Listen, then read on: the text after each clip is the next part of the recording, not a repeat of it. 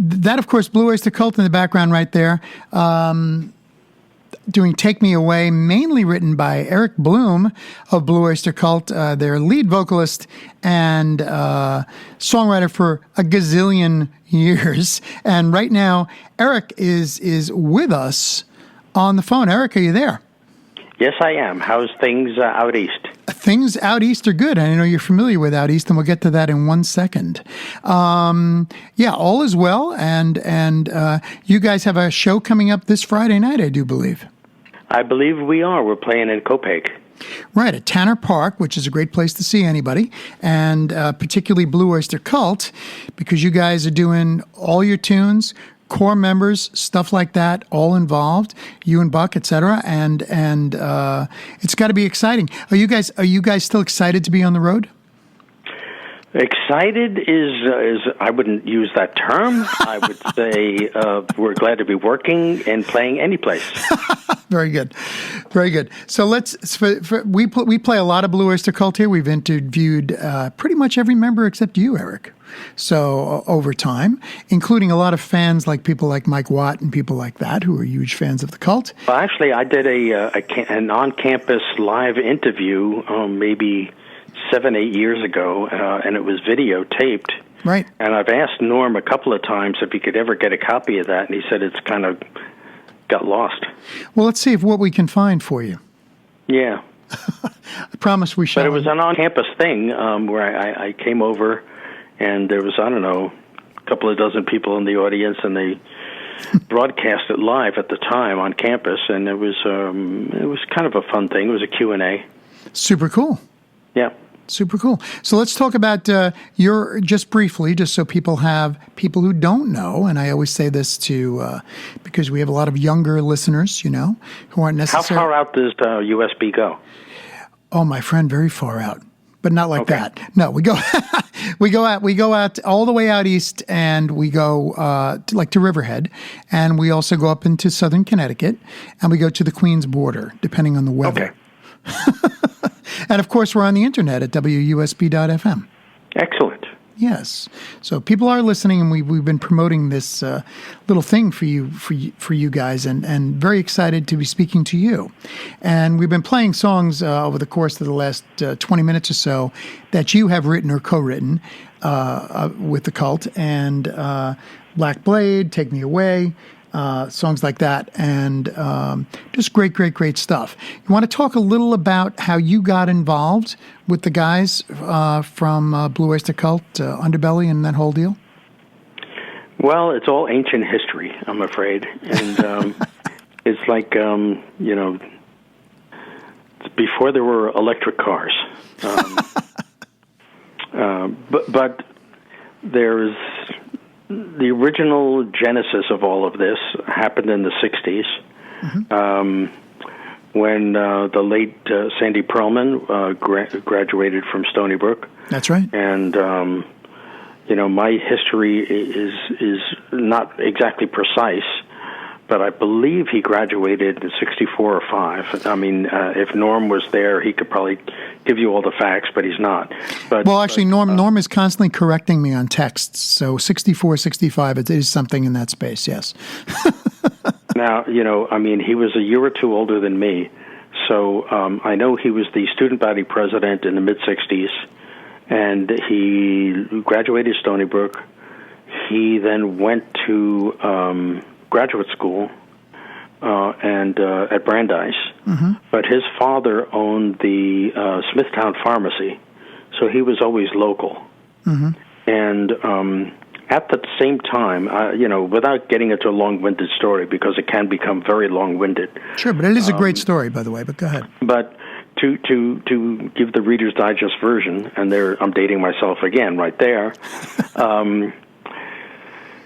he was back on the North Shore with, I guess, either visiting or was home for the weekend or had finished Brandeis, one or the other, because he passed away last year. So it's just about a year ago, as a matter of fact, just a little more than a year ago. All these facts correct, yeah. But there was a house in the neighborhood, somewhere on the North Shore, near the university, that was known as a place to go jam and hear people play. And he was visiting there one night and heard some guys jamming. And amongst the people jamming that night was Don Roser, who later used the nom de plume of Buck Dharma, and Albert Bouchard. No, Albert, I don't think was there, but it was Buck and Alan Lanier and a few other guys were all jamming there. And Sandy had connections. He was working with Crawdaddy magazine and was the original genesis of the rock press. Right. And I would say this would be 1967. And he always wanted to be involved at the genesis of a band, so he thought he could be the mentor, and thought around Don and the other guys could form a band, that he had connections. So, of course, one of the apocryphal things about the band is that they were Stony Brook students, but nobody was a Stony Brook student. But it was around Stony Brook around the time, and Sandy was a Stony Brook graduate. Right. And so that was the beginning.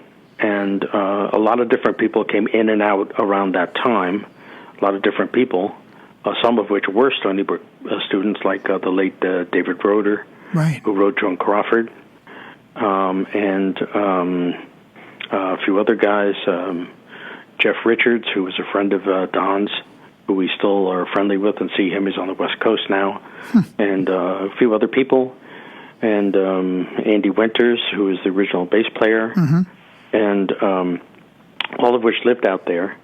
And John Wiesenthal, who actually was I believe he was a student, and a lot of these different people were just wandering in and out because the original people jamming at that house it was just a jam, and it was no cohesive unit. And Sandy started, causing it to be more cohesive. So that was the core beginning, and needed a drummer. So Don said, "I know this drummer I played with in college," because Don had spent a couple of semesters at Clarkson. So he found this drummer who was in trying to break it in the blues arena in Chicago. So somebody drove out there and picked him up, and that was Albert, and got him in. And so that was the beginning, and that was 1967. Wow, what a story, right? It's from that genesis of guys just hanging out. Yeah, from that jam in that house. Yeah, people hanging out, right? Yeah. Yeah. And Sandy was, you give him all the credit in the world. He really pulled it together, made it happen. And that is the thread at the beginning. And the way I got involved was I had been playing at, I played all through my college years at Hope Art College in Geneva, New York, and bar bands and fraternity parties and that kind of thing. And more of like just for fun. And it sort of was like a big fish in a small pond when you're playing music in Geneva, New York, because it's a small town. But it was kind of fun, and at the same time was sort of interacting with other acts in the area, which included Ronnie Dio and the Prophets. Oh. And so I knew Ronnie before he became very, very famous. Okay. And a lot of sort of cut my teeth in that marketplace back in 65, 66, 67. And through a series of coincidences, met up with the band at the Sam Ash Music Store in Hempstead in the fall of 68. Well, why don't you tell a little of that actual story, because that is a funny, really cool story. Well, I don't want to bore everybody, but no, you won't. Very, very, very quickly was I moved down from upstate New York in maybe 2 weeks before Thanksgiving of 68, and ostensibly to get a job in the music business, but on the agency side, and the job fell through. So I took a job in Sam Ash in Hempstead. Sure. And was working as a in a music store, and Donald walked in with a couple of the other guys from the band, and I believe Andrew was there also. I can't recall who else was there. And I had taken a picture from my bar band, which was called Lost and Found, and which were all college students, and me, and put it up on the wall at Sam Ash, and sort of surreptitiously stuck it on the wall next to the Rolling Stones and other bands that were well known.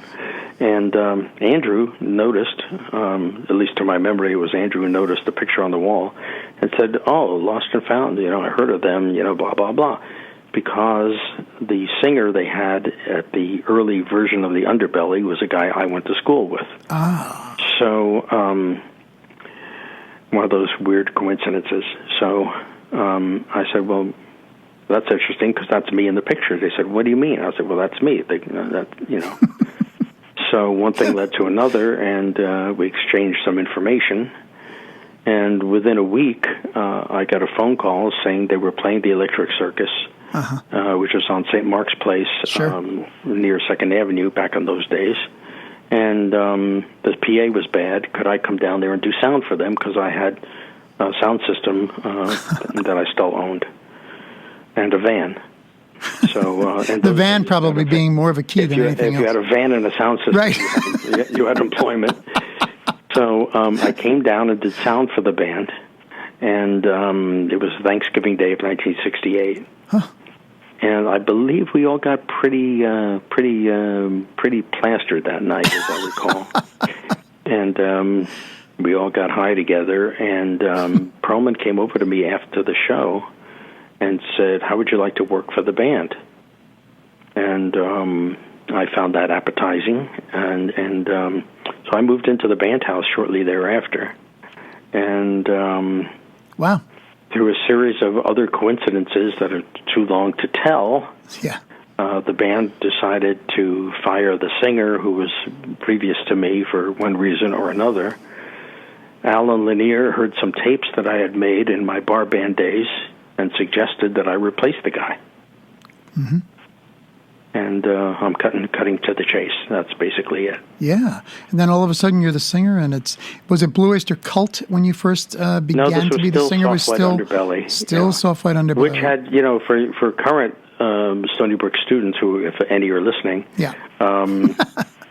the Soft White Underbelly had played a number of shows in dorm halls and, and dorm shows, and had opened for bigger acts. This would be in 67, 68, any kind of like local shows that were necessary, like Jefferson Airplane played the campus and Underbelly opened, shows like that. Yeah. Super cool. It must have been, especially in those early days before, quote unquote bigger success, it must have been great to rub shoulders with some people who were, a little farther along with all those opening acts, right? Well, at the time, Sandy was, and also Richard Meltzer, who wrote the lyrics to Burning for You, he was also a Stony Brook student, contemporary with Sandy. I think they had a lot to do with the committee that was hiring bands. Right. And they, I don't want to get my facts wrong, but I believe they had some influence on who was hiring and what kind of bands to hire, and saw to it that the cutting edge of those, all of those West Coast bands were hired by Stony Brook. And I think those were some of the first East Coast appearances of some of those sort of new music from the West Coast. Yeah. I think it's the first place they ever played was at Stony Brook. Yeah, even before New York City and all that. Yeah. Absolutely, yes. Wow, Matter of fact, I was there one night. I couldn't tell you the date. It's probably easy to look up on the internet. The Moody Blues were playing at Stony Brook, and I was in the crowd. Donald and I were both sitting there in the audience, but probably in about the fifth row. And I guess Sandy had gotten those tickets to see the Moodies, and this is right at their peak. And they have this song called Timothy Leary's Dead. Sure. And we're sitting there, and they start to play that song, and I swear this is a true story. Timothy Leary was sitting behind us. And he was actually being sought after by the law at the time, and he was sort of hiding out, but he was sitting right behind us for his LSD, for his activities, times. That's fascinating. I never heard that one before. Oh yeah, he was sitting right behind us in the next row, and he got up and went up on stage and played tambourine with the Moody Blues on the Stony Brook stage. And that's indelibly etched in my mind. And what's the matter? The campus police weren't onto it? What happened? Well, I think everybody was just kind of astounded to see him there. And I'm confident. It was damn amazing. I'm sure. Wow, how cool is that, right? So you guys, you're gigging, you're doing your things, and you do get signed. Yes, well, that's another quick story. Yeah. I would say at the time, Soft White Underbelly was signed to Elektra Records. Right. The head of Elektra Records was a guy named Jack Holtzman. And the band was signed with a different singer before me, and Jack Holtzman liked that guy. And when I joined, he was kind of unhappy. Mm-hmm. So the record that was sort of in the can got shelved. Right. So a year went by, and he coughed up enough funds for us to make a second Underbelly record. But we changed the name to the Stalk Forest Group and made another record out in California in 1970. Mm-hmm. So, also for Elektra. Yes. Mm-hmm. So we there was no money for airplanes or anything, so we drove ourselves to California. Mm-hmm. I had my van, so Albert and I drove my van, and the other guys took a drive-away car, which is like one of those companies that drive a car to California. Okay, you're transporting the car, in other words. Yeah, it was a transporter company, and I got him a Cadillac. My cousin owned the company. Oh, sweet. They drove a Caddy to California, and Albert and I drove my six-cylinder stick-shift van to California. And I had my motorcycle in the back and all the band gear, and we drove to California. Oh, my God. And so we stayed at the Tropicana Motel, which is where Janis passed. Right. And several other bands were staying there. And we recorded in the Elektra West studio on La Cienega, and we were there for about a month. And Jack still was unhappy, so that record was stillborn. And we went back east, and not much happened with us, and we were off that label. And then we had to survive, so we just played bars and did anything we could to eat for quite a while until Sandy got our foot in the door with some demos, and which we made after running into a guy named David Lucas. Mm-hmm. So again, years are going by here, so I'm going to cut to the chase again. And we met David Lucas at a gig in upstate New York, and he came up to us after the show and says, I own a studio. I think you guys are great. And how would you guys like to come into my studio and put down some tracks? So, I'm cutting a lot out, but, this is the essential story. Sure. So we went into his studio in 48th Street, I think, in Manhattan, a place called The Warehouse. Mm-hmm. Doesn't exist anymore. And, David is a very close friend of mine till today. And this would be about 1971. And he owned a very successful jingle business, and he was one of the top jingle studios in Manhattan, and did such commercials as Catch That Pepsi Spirit and Reach Out and Touch Someone, and many successful jingles. He's a very successful guy. And so we went in there and put down some demos. Sandy took those demos and got our foot in the door with Columbia Records. And Sandy met a guy there named Murray Krugman, and Murray got an appointment to get us to do a shot in front of Clive Davis. Right. So we did a 5-song set in front of Clive Davis in a meeting room on the 12th floor of the Columbia Building on 52nd Street. Mm-hmm. And instead of coming to see us play at a show, he had us play in a meeting room. Wow. A rectangular meeting room where people sit down and have meetings. And did you have a full setup in there, or what happened? We had a small setup in against the short side of a rectangular room, facing towards the long side of the rectangular. How surreal is this, right? Yeah, pretty bizarre. Yeah. And present in the meeting was Harry Nilsson, Patti Smith, who Al Lanier was dating at the time, and Bobby Colomby, who was the drummer in Blood, Sweat, and Tears, and a couple of A&R guys, Sandy Perlman and Clive Davis, and maybe 3 or 4 other people at the far side of the room facing us. And it was like neon lights in the ceiling, and they just turned the couple of the lights off, and we did 5 songs, and right in the middle of it, Nilsson gets up. And of course, it was the thrill to meet him. And we're talking about Harry Nilsson, the great songwriter. Harry Nilsson, yeah. And I think he just happened to be there, and they just said, "Why don't you come in and listen to this band play?" Right. So he got up in the middle of like the second or third song and left the room. He was having none of it, huh? I figured we must suck. So about half a song later, he came back in and sat down. So when it was all over, we're like milling around the room, and I went up to him and I said, "Can you mind if I ask you a question? Why did you leave?" He says, "I had to have a cigarette." Okay, I thought you were going to say you had to hit the head, but that's good. Yeah, well, so Sandy left the room. He came back. He says, "Clive wants to sign you. We have a deal." Fantastic! What drama, huh? Yeah. Right. It's such a dramatic situation. You're standing in front of these guys and you're playing directly only to them. Yeah, and maybe 10 people in the room. That's what I mean. How often did something like that happen? I imagine. And that was 71, and we made our first record with David Lucas at his place. Right. And that was came out in 72, and here we are. Yeah. Well, just a little bit more. Initially, when the first record came out, the second record came out, they did well, but they didn't do great, right, initially? Well, I mean, as far as the label was concerned. Well, Columbia Records, gave us a push, and our agency at the time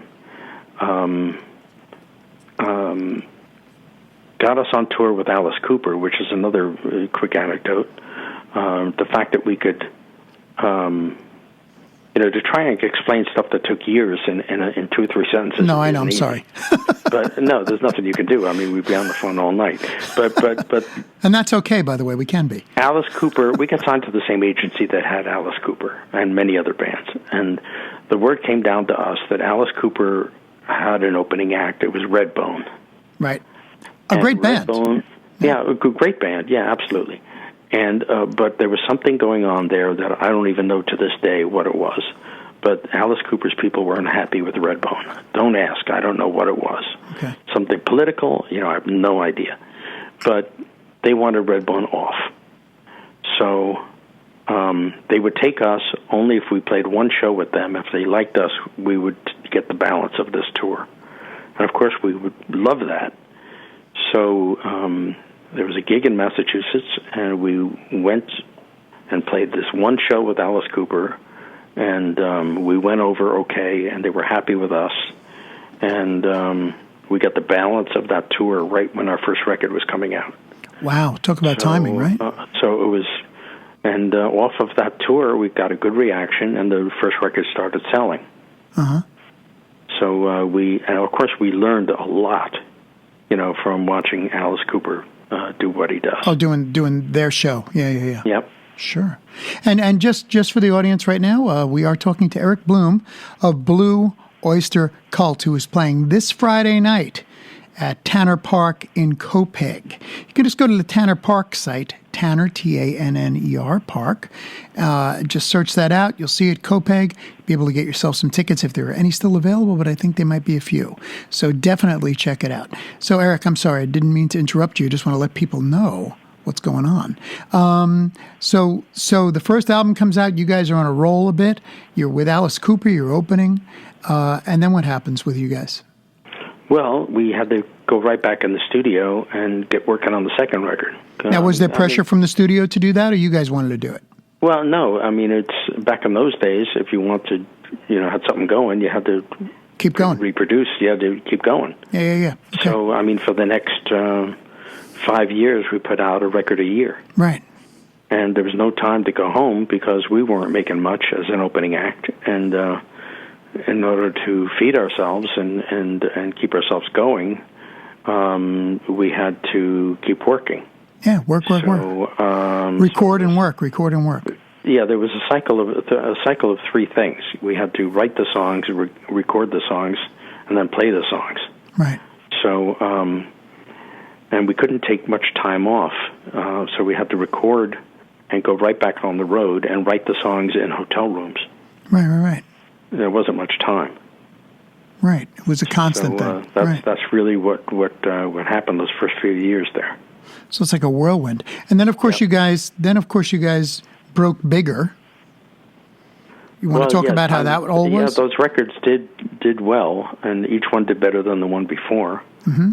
And the first three records did pretty well. Mm-hmm. And then we did a fourth album, was a live record, because our reputation was as a live band. And the live record is great. Yeah, On Your Feet or On Your Knees was the fourth record, and sort of cemented our reputation as a big live act. And of course, the fifth album, Agents of Fortune, big, did have the hit on it. Yeah. So how did all of a sudden all that kicks up? Did it seem like a sudden thing to you, or just seemed like another step?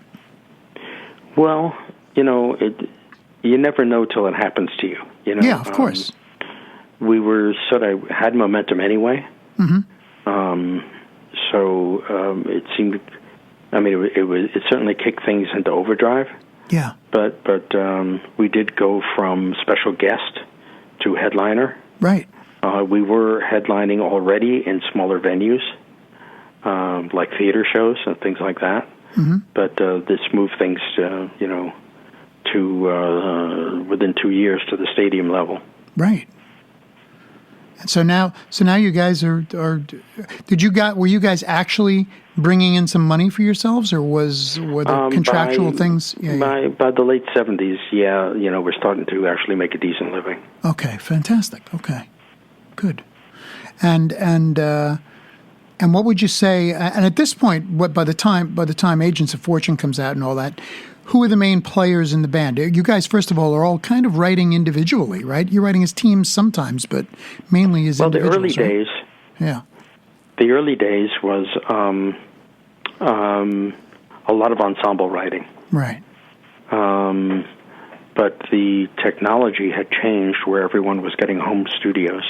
Right. And when Buck wrote Reaper, he had written it himself because everybody had gone out and bought 4-track machines, which in those days was kind of cutting edge. Right, sure. It seems like these days, of course, there's home recording software that anybody can buy now. With a million tracks. tracks. Then a reel-to-reel 4-track was very cutting edge. Sure.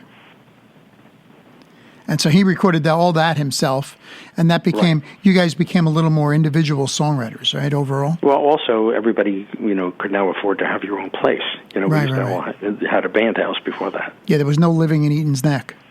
No. In one big house, like the Beatles in Help, So yeah, not exactly, but we had a band house in Great Neck, we had a band house in Eaton's Neck, right? We had a band house in Vanderbilt Parkway, so we were all over the island. Yeah, but those days had passed. You guys are all now making some money and being a little more individual and also writing separately. So what was the process like? You guys would write separately and you'd bring the song into everybody? I mean, how'd that work? Well, a little bit of everything. You could bring a finished song in, and everybody felt like it was okay to say, I really like your song, but. Okay. So, yeah, and you didn't feel embarrassed or whatever to slighted. say, I like your verse, but I think I have an idea to fix your chorus. And did that happen a lot? Where those little... Yeah, a little bit of everything happened, Okay. Or right in the middle of rehearsing, somebody would say, last night I got an idea. Mm-hmm. And then you take that idea and stretch it into a song with everybody participating.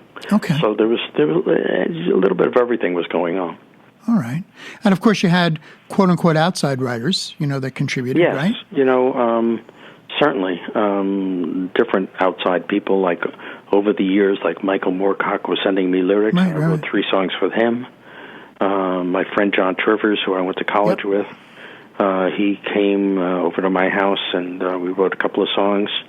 Ian Hunter came to my house, or he wrote that song, going through the motions. Yeah, we're going to play that. We're going to play that extremely shortly.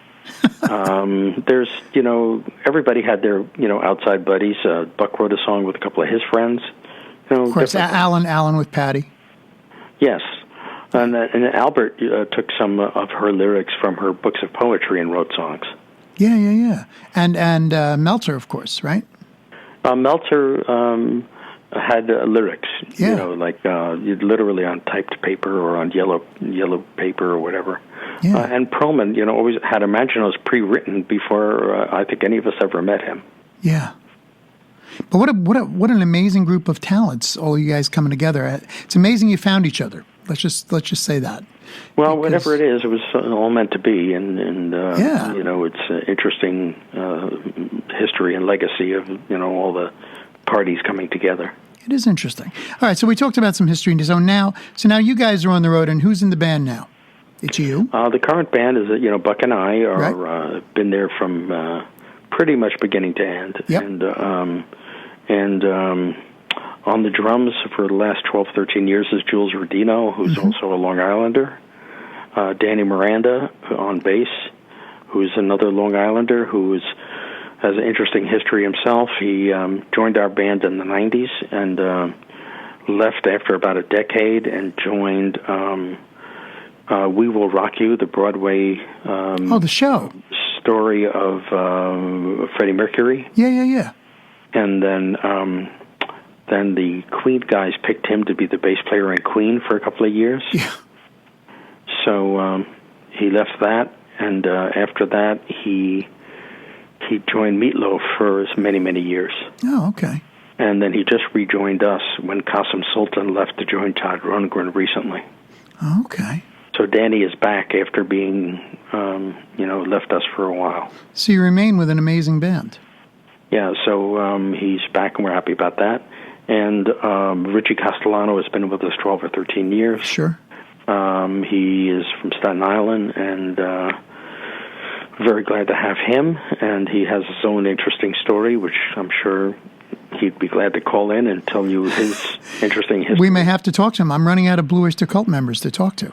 Well, Richie is, like a really interesting young man. Oh, I'm sure. He has his own podcast. Okay. And you could go to his YouTube channel on Richie Castellano on YouTube and see all his stuff. He does his own videos. He has his own podcast. He's a real Renaissance young guy. Wonderful. So you guys have an interesting whole act together. So now, I'm sure the set. Obviously, you got to cover some ground in your sets that you're doing these days. Some ground. Well, the set list is different nightly. That's what I mean, right? I mean, there's a core of what we're going to play, right? But it all depends on where we're playing and who's coming. Sure. If we're playing like an 800-seat theater, which we do on occasion, which I call a hard ticket show. In other words, people are laying out their hard-earned cash to come see us in a smaller venue. Sure. I will drop in some deep tracks. Oh, cool. Because I know that's what they want to hear, and they didn't come to hear just the big three. Yeah. So and they appreciate it if you drop in a Joan Crawford or a Black Blade or something like that into a show like that. Yeah, we started, by the way, just to let you know, we started a set tonight with Black Blade. But if we're playing a casino in different game, we do some casino work. It's some fans, but it's also high rollers and a lot of people who don't really care about us. Right. They're just there to see a show because they got comped. Right. they might have heard "Burning for You" or "Reaper," and they don't know much else about us. Right. I'm not going to drop any deep tracks on that show. Right, of course. What can people expect at Tanner Park this Friday, Eric? Well, I also do audibles. So if I get the vibe of the audience, and I'll change it right in the middle of the show. That's great. We'll see how that goes. That's fantastic. And you will be dealing with the Long Island crowd. So that's a cool thing, right? Well, yeah. Well, this is, the genesis of the band is right out there. So yeah. We don't do too many New York shows, maybe one or two a year. Right. So it's an exciting thing for Long Islanders. And all you guys out there, if you can make it to Tanner Park this Friday night in Copiague, first of all, you can go on to just Google Tanner Park and you can get some tickets if there are any still available, but you should scope it out now. And Blue Oyster Cult, Long Island's own, well, many places own, but Long Island was their home as a band for a protracted time on and off. And you guys should definitely avail yourself of the great Blue Oyster Cult playing back on Long Island at Tanner Park this Friday night. Eric Bloom of Blue Oyster Cult, thank you so much for joining us on Finn's Revolution on WUSB Stony Brook. It's been an absolute pleasure to speak to you and an honor. And we're playing all songs that were either written or co-written by you tonight. So we're going to continue that right now. And we're going to play something, I think, comparatively obscure, which is Veteran of the Psychic Wars.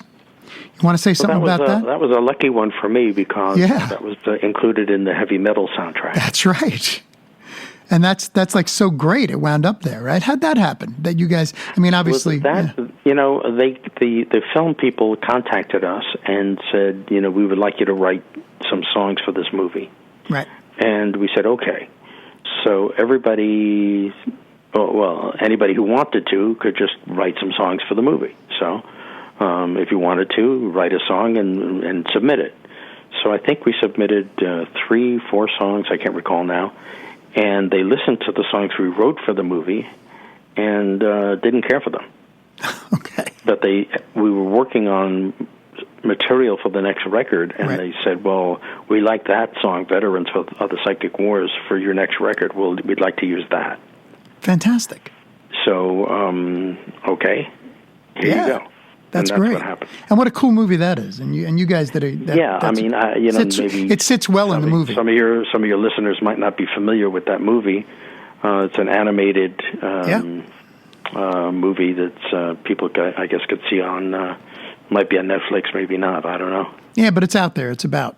But anyway, Eric Bloom, thanks so much for joining us on Finn's Revolution on WUSB Stony Brook. And we shall be there at Tanner Park in Copiague this Friday night. And very much looking forward to the show, Eric, and keep rocking, my friend. Absolutely. We're still doing it. And we'll talk to you soon. Let me tell you a quick anecdote. Oh, yeah. We just had an opening act, probably the coolest opening act we've had in a very long time. It happened in the UK about 6-7 weeks ago. It was The Crazy World of Arthur Brown.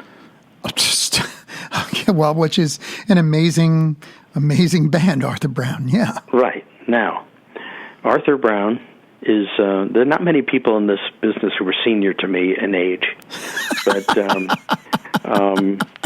he is senior to me, okay? Okay. And let me tell you something. He was fantastic. I'm sure. The guy was amazing. He's crazy and amazing. Yes. He's dancing all over the stage. He's wearing makeup. He's got crazy outfits on. And his band was good, and his performance was terrific. I mean, it was a hoot to watch this guy. And if he ever does come over here to play, I highly suggest you go see him. But anyway, so he does his show. Arthur Brown's amazing. And then he says, after the show, he grabs the mic, and he says, all right, I got to get off now. He says, well, so let me tell you one thing. He says, come see me again, because I'm 75 years old, and come see me again before I die on stage. And you know what? That you never know what happens in the world, right? So I'll leave you with that one. That's very good. And right now, just to let you know, we're going to play a station ID right now, and it's from all of your friends actually, Mike Watt, and Mike Watt's ID. Well, we're going to play it here, but he basically just talks about Blue Oyster Cult because when he realized the first time he was on the air here, and he's been on the air about 10 times here on my show, and the first time he was on the air, all he did was, he's like, Stony Brook, man, Blue Oyster Cult. He didn't even talk about the Minutemen, he didn't talk about his new album. He talked about Blue Oyster Cult. A couple of years ago, I invited Mike to come up and jam with us and play Red and the Black with us, which, he was frothing at the mouth. He had a great time. Oh, yeah, that's one of his greats. We're playing a few versions of that tonight, as a matter of fact, both by you guys. I guess the classic one is the Minutemen. Exactly correct. Exactly correct. Eric, so great to talk to you. Thanks for joining us and taking the time to talk to us on WUSB, my friend. Excellent. Well, keep rocking out there in Stony Brook, and anybody listening, come on out and see us this weekend. Absolutely. Let's do that. And we'll see you at Tanner Park, my friend. Very good. Thanks. All right. Take care. This is Mike Watt from San Pedro, California for WUSB. Stony Brook, home of the Blue Oyster Cult.